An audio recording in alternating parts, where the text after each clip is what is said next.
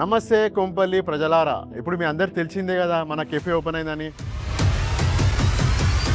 ఒక్కసారి మన cafe tour చూసాం రండి. మీరు ఎంటర్ కాగానే కెఫే వైపు కోసం ఈ అంబియన్స్ని డిజైన్ చేసాం.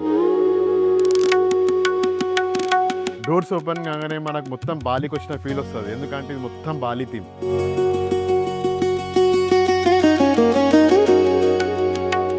కొంచెం ముందుకు రాగానే మీకు తెలుసు కదండి నా ఫేవరెట్ ప్లేస్ కాఫీ కౌంటర్.